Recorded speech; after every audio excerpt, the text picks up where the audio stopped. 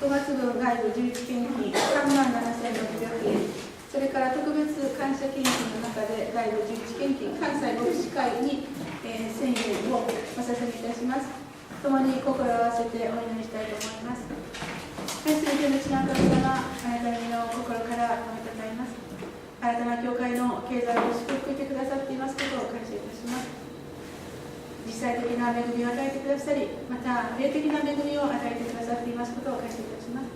今ここに5月分の外部11献金37,600円、また特別感謝献金からの外部11献金1000円ともに今ここであなたの御前にお捧げいたします。どうぞこの献金を清めてくださり、あなたの御心のままにお持ちくださいますようにお願いいたします。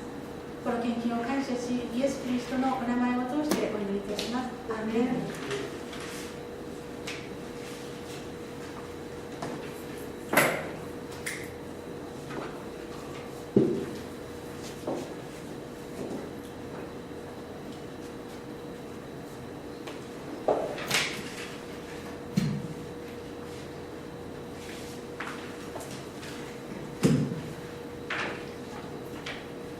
皆さんおはようございます。またインターネットを通して礼拝に参加してくださっている方々おはようございます。こんにちは、こんばんは。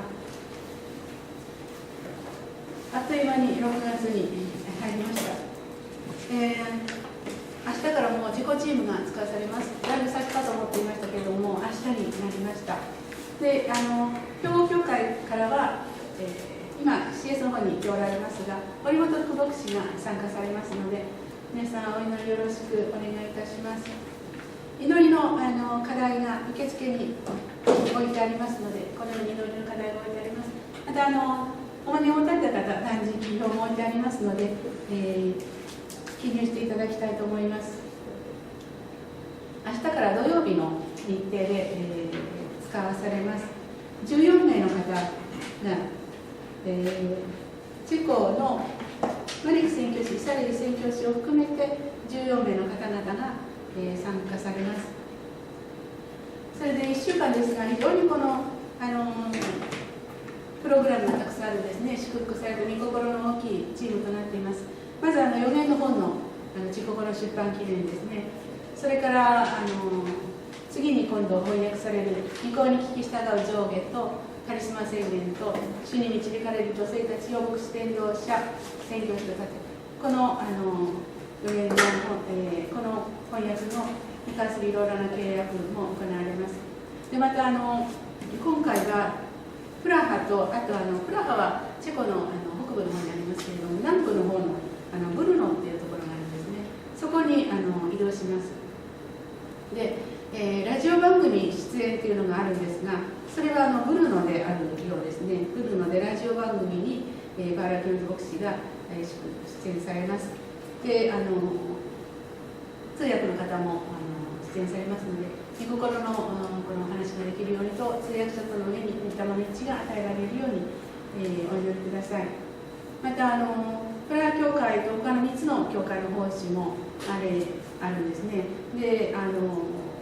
他にまた招かれた教会があるようですけれども、日程の都合で行かれないということになりましたら、なんと向こうからバスを仕立ててくるという今までになかったようなことが起こっています。本当に祝福されたチームですね。でポーランドの牧師の方とのミーティングとか、あとチェコの使徒団のトップの方々との交わりなどがあります。またチェコの中心地で路上ライブもあります。今回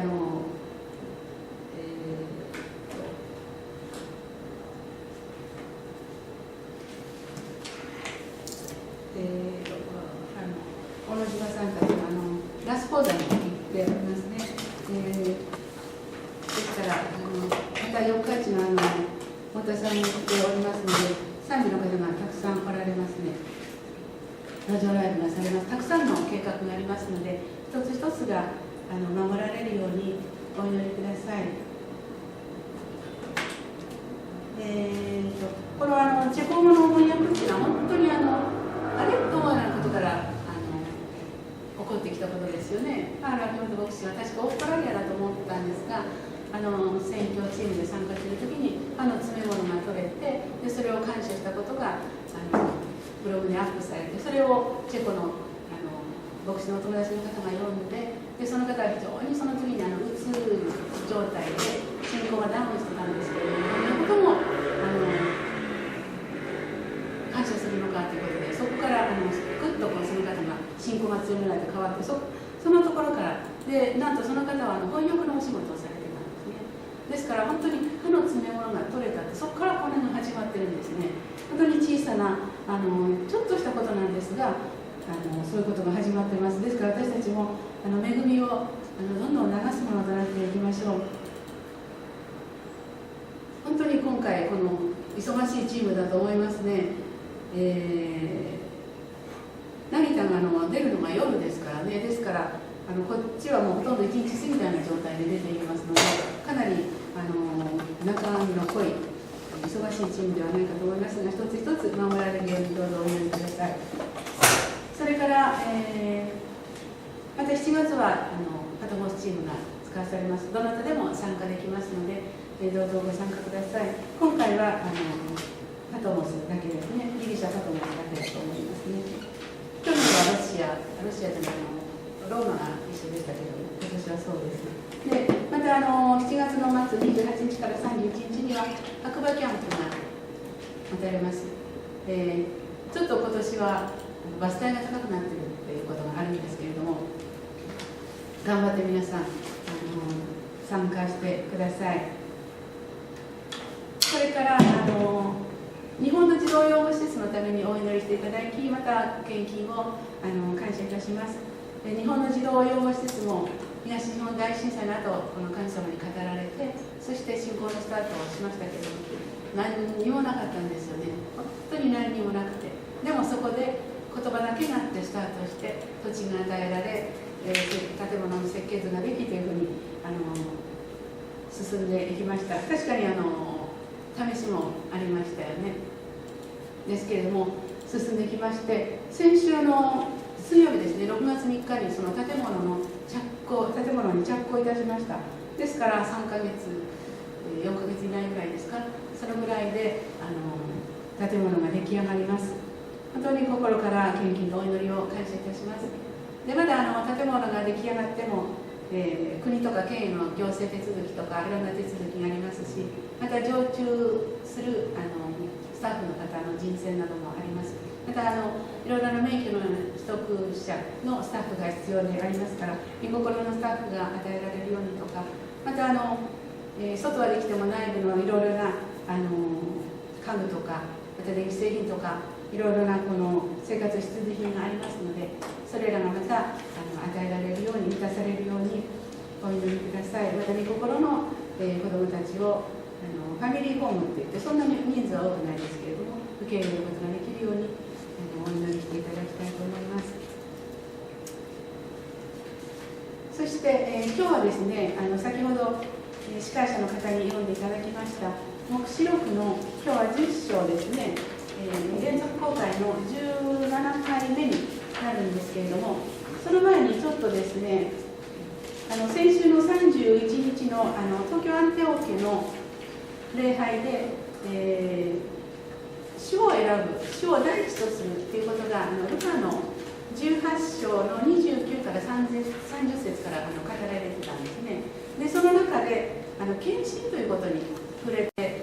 おられたんです。でちょっと献身ということについて黙示録に入る前にお話しさせていただきたいと思います。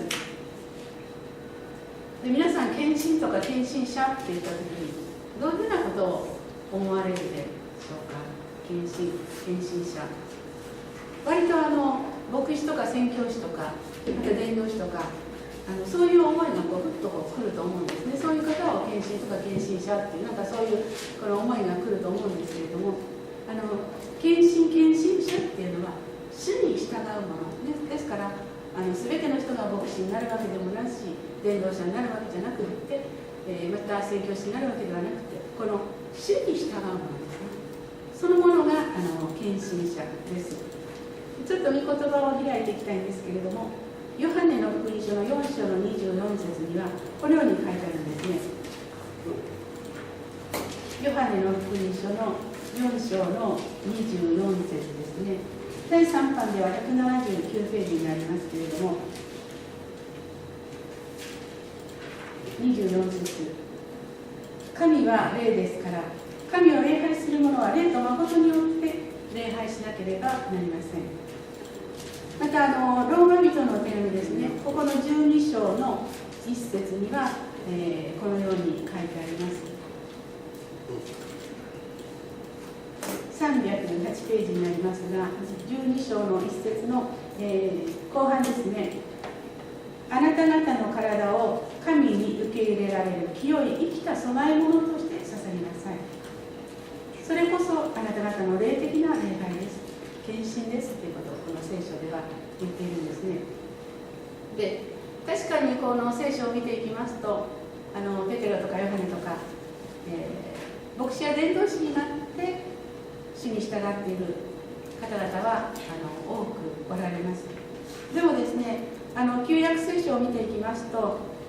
エステル記、ルツ記っていうのがあるんですね。女性の名前が付けられているのは、この聖書の中でエステル記とルツ記だけですね、この聖書となっているのは。で、たくさんのこの信仰の女性が出てきますけれども、この聖書となっているのはエステル記とルツ記だけなんですね。で、そこを見ていきますと、エステルという女性は別に熱心にこの宣教したりしてたわけではなくて、ただただこの神の御心の人生を歩んでいたんですね。御心の時に御心の時にいる、そして神の御心を行うという人生を歩んでいました。で、おじにあたるモルデカイっていうそのおじさんのところで育てられていたんですけれども、ペルシャのアハシュエロス王っていう王の王妃となるんですね。で、エステル記を読んでいきますと、そんなに長い、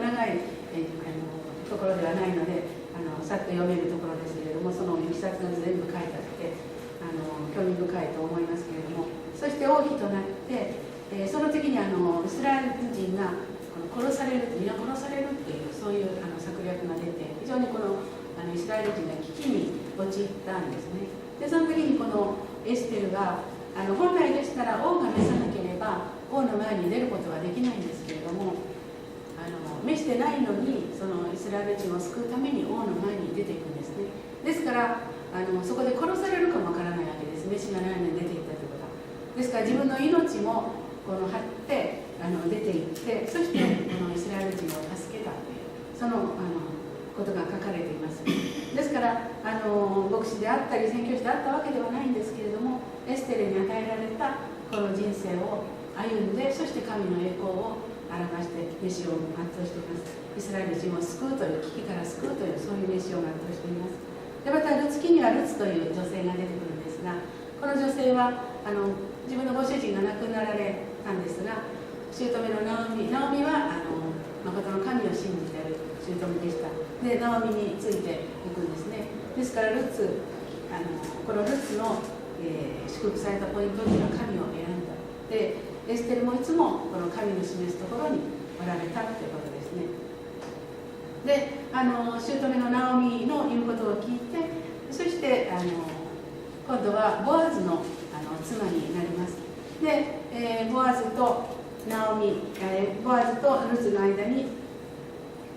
その次のボアズ・ルツの子供の次の次ですね、ダビデ王が誕生しますね。ですからルツはダビデ王のひいおばあさんになりますね。誕生し、さらにその系図で先祖にイエス・キリストが誕生するという、そのようなイエス・キリストの家系というふうになるようになっていきます。このお二人を見ても特別に牧師とか宣教師とかそういうことではなくって、自分に示されたところで神の栄光を表しているということが分かります。で、御心を行う場合ですね、この2つに分かれます。ですから牧師とか宣教師とか伝道者とかそういうふうになって御心を行う場合と、あとこの自分の置かれているところだから、主婦の方でしたら主婦として神様に仕え、会社員でしたら会社員として神に仕え、また学校の教師でしたら教師として神に仕えというように、また自営業でしたら自営業しつつ神に仕えというように、その自分の置かれたところで自分に与えられている神の計画を神にしなさいということを成している。この2つがありますね。で、いろんな形でして神は私たち一人一人を導いてくださいます。ですから自分がどこに導かれているかということを正しく捉えて、その導きに従っていくということはとても大切なことです。でその中で牧師に導かれている方は牧師に、立っていかれたらいいし、また伝道師の方は伝道師、また主婦のままでそのところでこの働きをしなさいと言われている方はその方をしていったらいいわけですね。だから一人一人の人生にこの神が与えた素晴らしい計画があるんですね。でその神の計画に、おのおのが置かれている立場でなすべきことをなしていく、このことが大切なんですね。でそれが献身です。それぞれに置かれたところで神の計画の中、神のしなさいということをなしていく、これが献身です。でこの献身の道、この道が最も祝福される道であります。また神の栄光が表される道であります。ですからご自分がどういうふうに導かれているのかということを具体的に捉えて、そこに立っていって、そして祝福を受けていただきたいと思います。またこの牧師伝道者、そのように立つ方と、また自分が今置かれているところで仕えている方、この献身者にですね共通するということは、神の栄光を述べ伝えるということなんですね。ですから小さな恵みにおいても忘れることなく、また自分のところでとどめることなく、神の恵みを述べ伝えていっていただきたいと思います。先週献身者ということにアンティオキアの中で触れておりましたので、今日ちょっとそこに触れさせていただきました。一人お一人ですから、どういうところに導かれているかということをより具体的に祈り唱え、そこでこの神が与えてくださる召しを全うしていっていただきたいと思います。では黙示録に入っていきますが、今日は黙示録の10章ですね、17回目になります。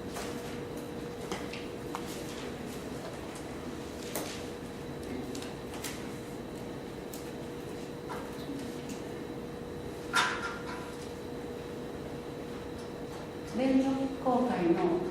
17回目。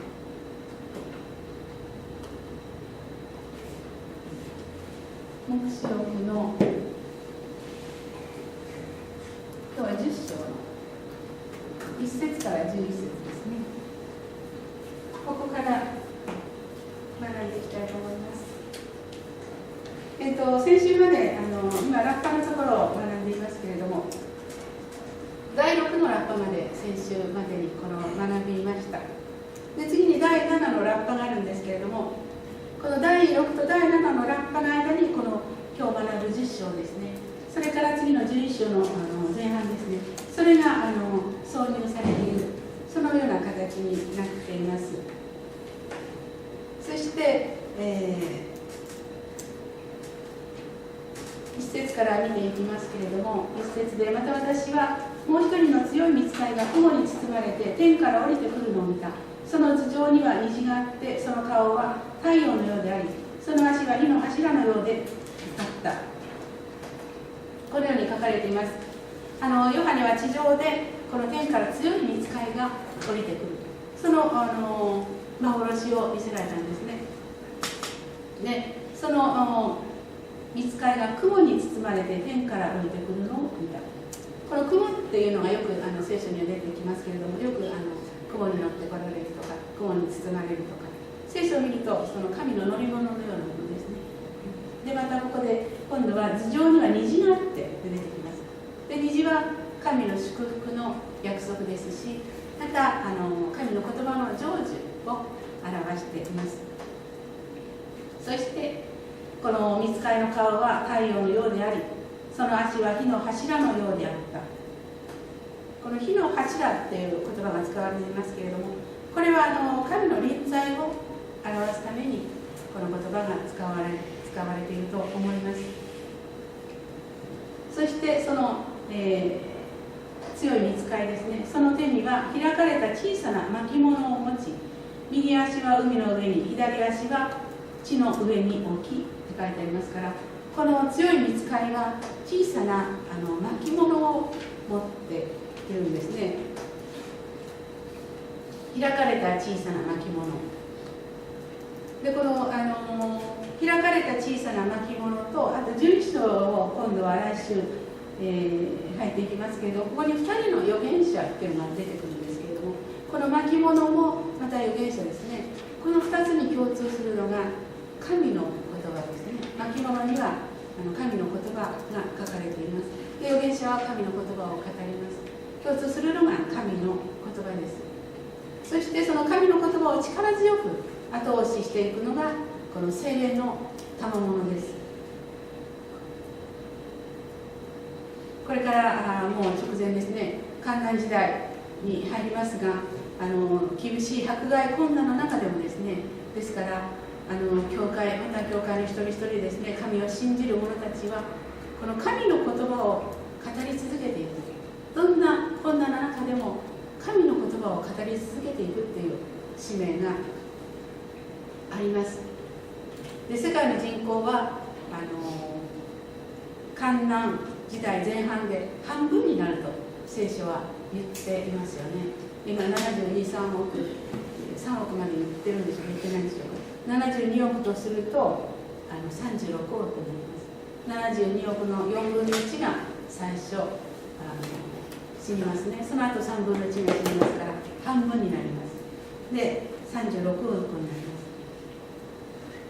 す。すごいことです。半分の人が亡くなるというのはすごいことです。自分の身の回りを見てもその半分の方が亡くなるのかといったら想像を絶することですよね。でそれくらい厳しいことが起こってくるんですけれども、しかしその中で多くのこの救いが起こってくるんですね。ですからこの教会、そして教会の一人一人ですね、人々の救いのために神の言葉を熱心に語って、そして預言を中心としたこの聖霊の賜物を用いながらこの神の力を表していく。私たちにはその召しがあります。そのことが大切です。で、このような背景の中で第7のラッパが書かれるんですね。そのことを捉えておいて、さらに学んでいきたいと思います。でここで強い御使いが開かれた小さな巻物を持っているんですよね。でこの巻物っていうのは、聖書では2つ出てくるんですが、この7つの封印の巻物ですね。これが1つ目の巻物。そしてここで出てくるこの開かれている巻物、2つの巻物が出ているんです。で巻物には書かれているのは神の言葉であり、また預言の言葉ですね。この10章の2節ね、ここで開かれた巻物ってあるんですが、いろいろな説があるんですけれども、裁きに関することの一部が書かれているのではないかと思われるんですね。そしてその、巻物を持った、強い御使いは右足は海の上に、左足は地の上に、この海と地とにまたがって右足左足と置いているわけです。でこの意味なんですが、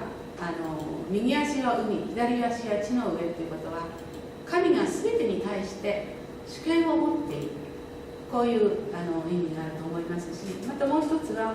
御使いが持っているこの神の言葉ですね。これはこの全ての人に語られなければいけない、全世界の人に語られなければいけない、そういう意味を持っていると思います。そして、この御使いが獅子が吠える時のより大声で叫んだって書いてありますね。で彼が叫んだ時、7つの雷がおのおの声を出した。御使いが叫んだら、この7つの雷がおのおの声を出したって書いてあるんですが、このおのおの声を出したっていうことは、聞く人には内容が分かることを語られたと思います。で4節でこの7つの雷が語った時、私は書き留めようとした。すると天から声があって、7つの雷が言った言葉を封じて書き記すなというのを聞いた。ですからヨハネはこの7つの雷が言ったことを書き記そうとしたんですね。ですからヨハネに分かることです。分からない言葉でしたら書きすることできませんから、言っていることが分かることですね。か人間に分かる、そういうふうに言葉で語られているということが分かりますね。でもここで書き記すなってこう言われたんですね。ですから7つの雷の言ってることっていうのは全ての人に解き明かすものではなかったということがここで分かります。で第2コリントの12章の4節を見ていますと、パウロが天に引き上げられた時のことが書かれているんですけれども、そこでこのようなことを言ってるんですね。人間には語ることを許されていない、口に出すことのできない言葉を聞いたということが書かれています。ですからパウロが天にこの生きたまま引き上げられるんですけれども、その時にこの人間には語ることを許されていない言葉を聞いたということをこの第2コリントで言っていますから、この神が明らかにされることとまた伏せていることがある。でこの雷が言ったことは伏せておきなさいと神様が書き記すなということは伏せておきなさいと言っているということが分かります。また時が来たら語られるものもあると思いますが、この全てが明らかにされることとまた、されるわけではなく明らかにされることと伏せていることがあるんだということがここからも分かります。そしてそれから私の見た海と地との上に立つ御使いは右手を天に上げて永遠に生き、天とその中にあるもの、地とその中にあるもの、海とその中にあるものを創造された方を指して誓った。これは、永遠に生きて天とその中にあるもの、地とその中にあるもの、海とその中にあるものを創造された方は神様ですね。ですから神様を指して誓ったんですね。で何を誓ったかっていうと、その下に書いてあるもはや時が延ばされることはないっていうふうに誓ったわけです。でですから時が延ばされることはない。でその内容は7節に言っていることですね。この時が延ばされることはない、つまり、第7のラッパが吹かれる、もはやその時が延ばされることはないというふうにここで神に、天に上げて、そして神に誓ったわけですね。そして、ですからこの7つ目のラッパが吹かれる時はもう本当にそこに来ているんだ、もう決して時が延ばされることはないんだということをここで言っています。で、預言者たちに告げられた神の奥義が成就すると言っているんですね。でここでもはや時が延ばされることのない第7のラッパっていうのはこの7節に書いてある第7の御使いが吹き流そうとしているラッパの音が響くその日には、神の奥義は神がご自身のしもべである預言者たちに告げられた通りに成就する。そして、第7の御使いが、第7のラッパが吹き流された時はこの神の奥義が成就する。でこの奥義っていうのは敬虚に関わることです。でそのことが成就する。でそれがもう時が延ばされることはないということをここで言っています。で敬虚のことについては何度も聞いておられると思うんですが、この敬虚についてここで10章の7節でここで敬虚について書かれていますけれど、他に第一テサロニケですねの4章の16から17に敬虚のことが書かれています。第一テサロニケですね、4章の16、17節ですね。第3版には400ページになりますが、ここに敬虚のことが書かれています。16節で、主は号令と御使いの頭の声と神のラッパの響きのうちにご自身天から下って来られます。それからキリストにある死者がまず初めによみがえり、次に生き残っている私たちがたちまち彼らと一緒に雲の中に一挙に引き上げられ、空中で主と会うのです。このようにして私たちはいつまでも主と共にいることになります。このように敬虚のことが語られています。でここでまず言っていることは空中再臨になるということですね。主は号令と御使いの頭の声と神のラッパの響きのうちにご自身天から下ってこられます。主が空中再臨されるということがまず書いてあります。そして次に、それからキリストにある死者者がまず初めによみがえり、ですからキリストにある死者が御霊の体を与えられてよみがえる、これが2番目に書かれていますね。で次に17節で、生き残っている私たちがたちまち彼らと一緒に雲の中に一挙に引き上げられ、空中で主と会うのです。このようにして私たちはいつまでも主と共にいることになります。この3番目に敬虚のことが書かれています。私たちの御霊の体に変えられて天に引き上げられる。この第一テサロニケでは3つのことが書かれています。そしてもう1箇所敬虚のことが書かれているのが第一コリントの15章の51、52に書かれています。第一コリントの15章の51、52、第3版では342ページになりますが、このように書いてありますね。聞きなさい、私はあなた方に奥義を告げましょう。私たちは皆眠ることになるのではなく変えられるのです。終わりのラッパとともにたちまち一瞬のうちにです。ラッパが鳴ると死者は朽ちないものによみがえり、私たちは変えられるのです。ですから、死者が御霊の体によみがえることと、で私たちが変えられる、御霊の体が与えられて、そして天に引き上げられるということが書いてあるんですね。ですからこのテサロニケとコリントのここは同じことを言っていますね。でこの2つの箇所のポイントはラッパです。そして今ラッパの裁きのところ、ラッパのところ、7つのラッパのところを学んでいますけれども、この黙示録の時代に書かれるラッパっていうのが2つあるんですね。で2つと言いますと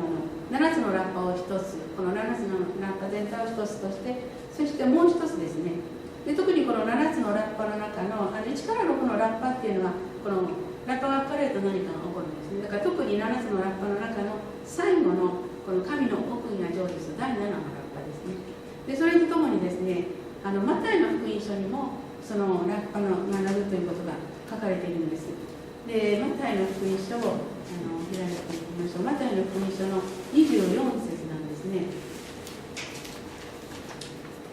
24章の31節ですね。51ページになりますが、第2版の方は46ページから7ページになると思いますけれども、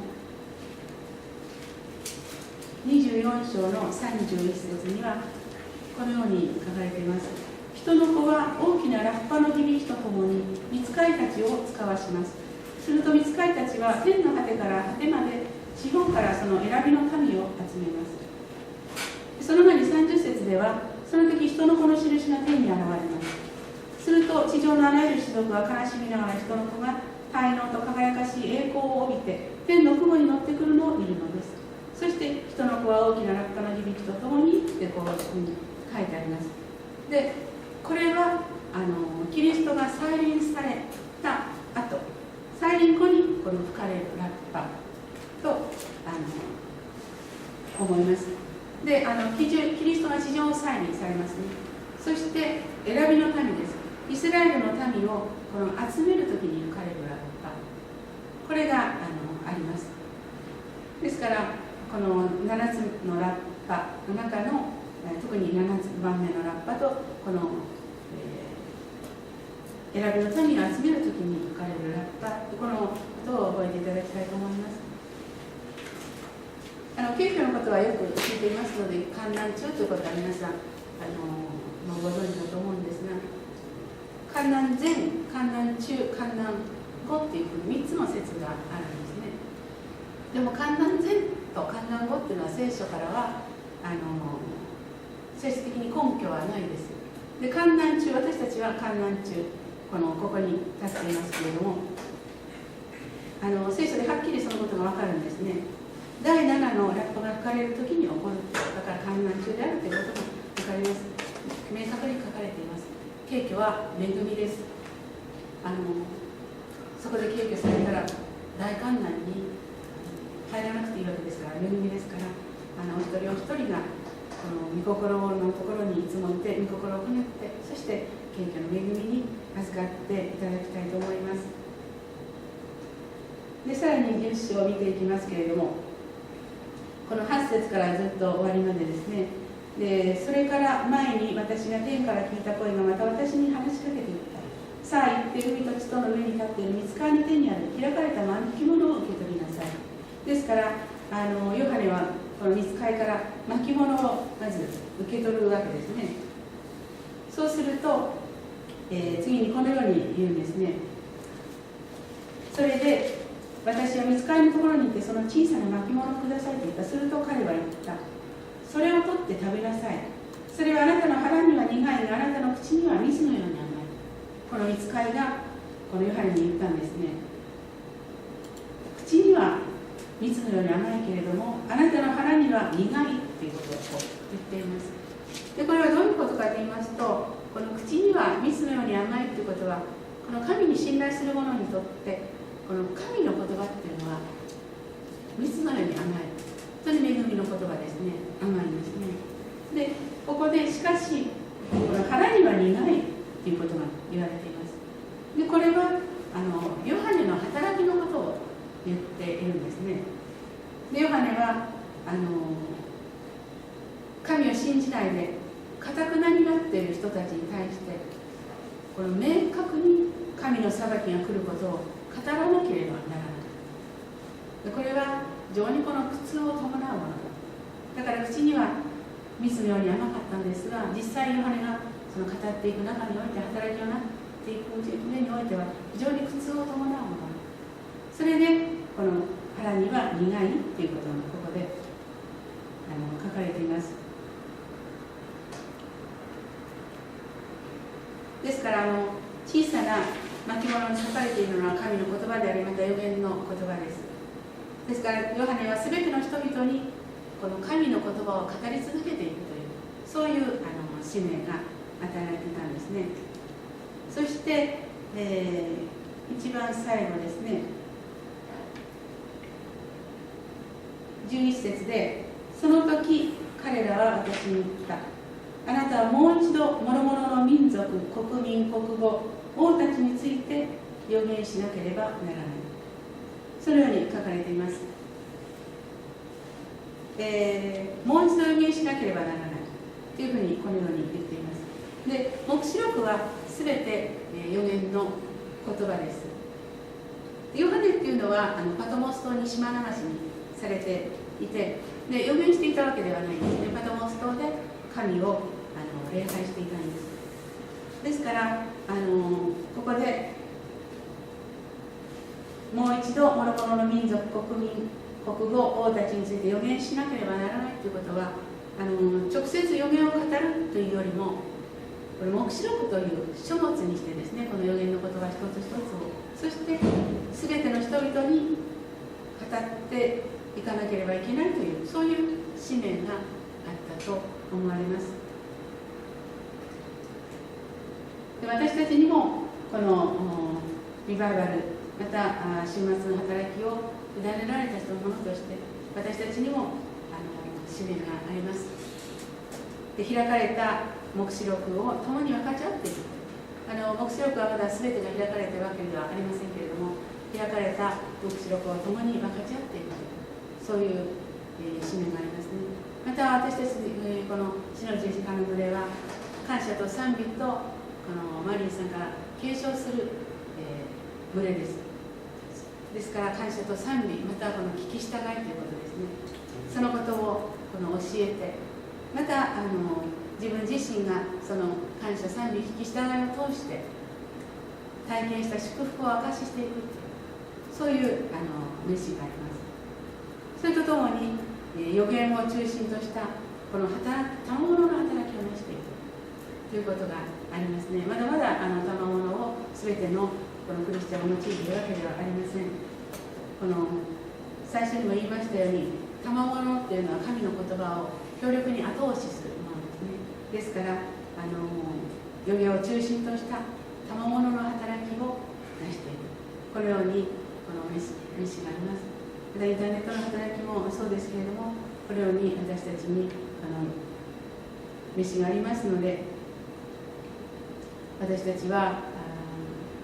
そのことを全うしていく、そういう必要がありますね。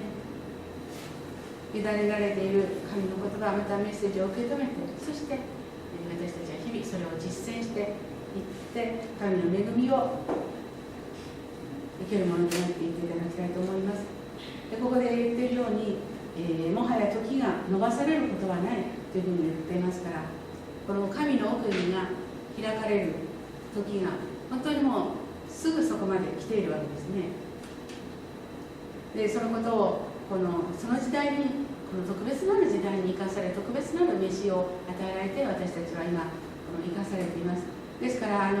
献身者というところで触れましたけれども、それぞれに素晴らしい計画があるので、教会に計画があり、また教会の一人一人の上にも素晴らしい計画があるので、それぞれがこの立つべきところに立って、で神のしなさいというその御心を全うしていっていただきたいと思います。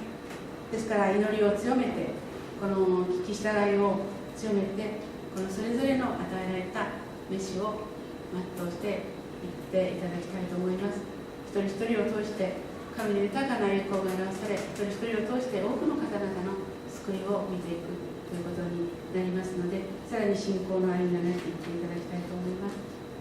それでは今日はこの黙示録10章、ここで終わらせていただきます。天の父なる神様、あなたの皆を心から褒めたたえます。今日は最初に献身者ということを学びましたが、黙示録10章から学ぶことができたことを感謝いたします。第7のおラッパが吹かれるときにはもうすぐそこに来ているということをあなたが語ってくださいました。どうぞ私たち一人一人が、また教会が備えをなしていくことができますように、導きを与えてくださり、また助けを与えてくださいますようにお願いいたします。このお店の時を感謝し、イエス・キリストのお名前を通してお願いいたします。アーメン。続いて、癒しの祈りをしていきたいと思います。罪があっては癒しが聞かれません。また罪が原因で起こるわずかですが病がありますし、聖書は一人一人が罪人と言っておりますので、今ここで全員で罪の悔い改めの時を持っていきたいと思います。共に祈りましょう。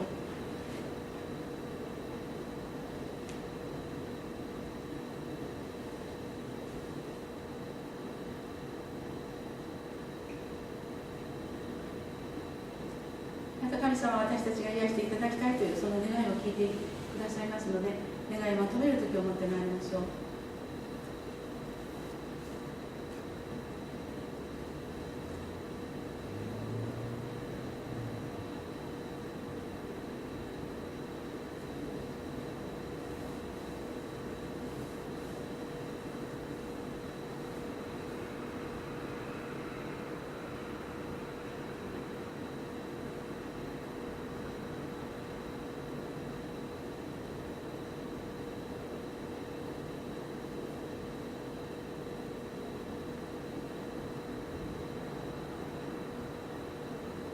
天の父なる神様、今あなたがこの場にご臨在され、豊かに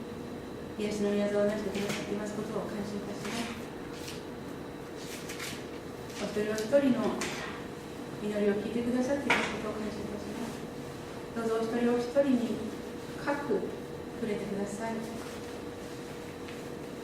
体に触れ、精神に触れ、完全なる解放と癒しを与えてくださいますようにお願いいたします。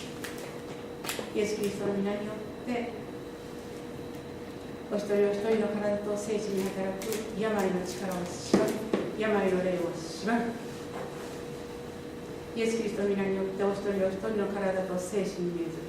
癒されよ、癒されよ、癒されよ、癒されよ、癒されよ、癒されよ、癒されよ。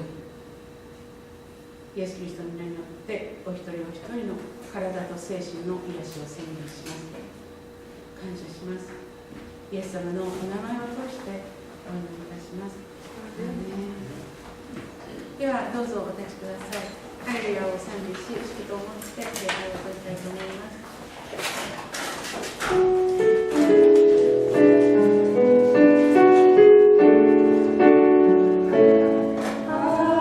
Hallelujah.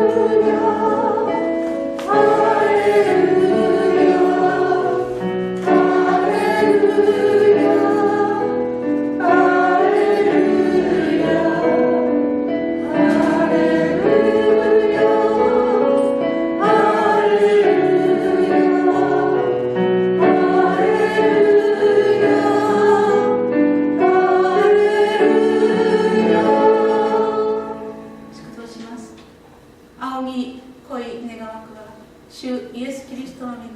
父なる神の愛、聖霊の親しき交わりが私たち一同と共に今より常しえまでもありますように。アーメン。